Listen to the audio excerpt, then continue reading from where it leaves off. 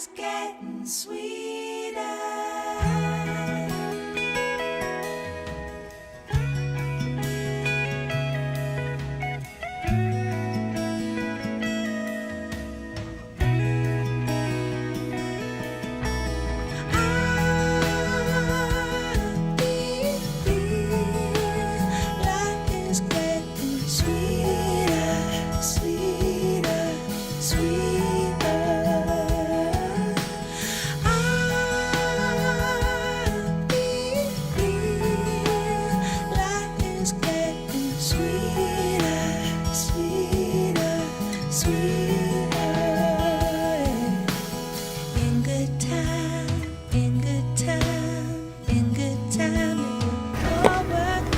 Good morning again from Lake Lanier. I hear a few boats out on the lake. I love that sound. Well, today's a special day actually. It is August 18th, 2018. And I'm going to start a new project today because of the date. I just think it's a cool date to start a project because I draw my little diagrams, which I'll show you in a minute. And at the top I date it, and I got to date it 8/18/18. That doesn't happen.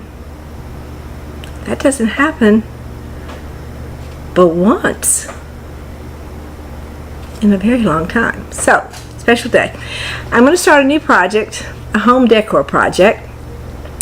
And I'm going to paint these hurricanes. And they're clear. It's going to be hard to see.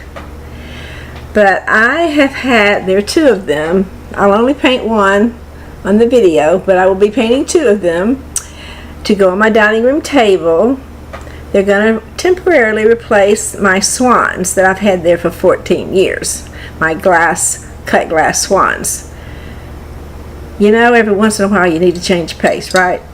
So, anyway, I'm going to paint these. And it's really not easy to paint something like this, and it will have to go in parts because things have to dry, and I have to go around into a circle of sorts. But I figured out this, I'm so ingenious, I have to say.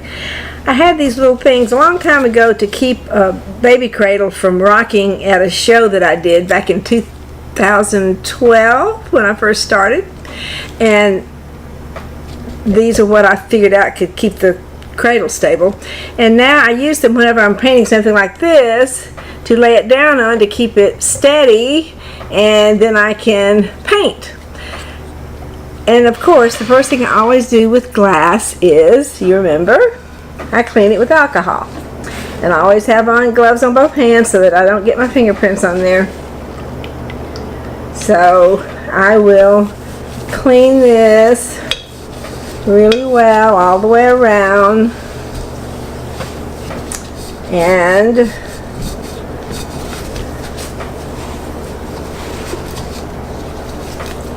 alcohol just does the trick. It gets off any fingerprints, any kind of weird residue. I mean, I've had these since Cinnamon was born, when we lived in Richmond, Virginia, and we went to the Pottery factory over in Williamsburg, and that's where I bought these hurricanes.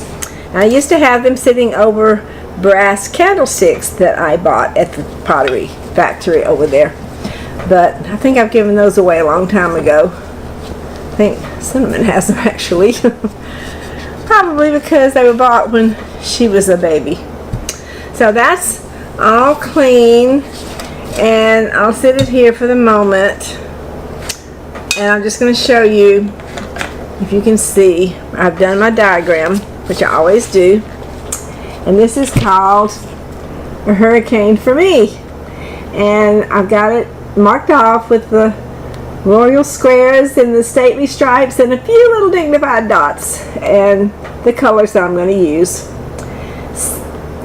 And we will get started. The other thing that I have to do when I'm on glass is I can't grit it with my gel pen that I love so much, that I do on wood and metal.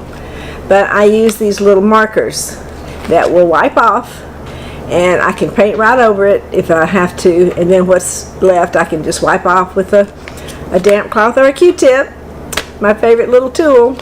And so I'll pick whatever color I'm going to use out of here. But these are just kids' little pointy, I guess you call them felt markers, called brush tip marker, but they're washable for children to use. And I have them over in my part of the studio that I have for the grandkids when they come where they can paint. Now take a break and we'll be back.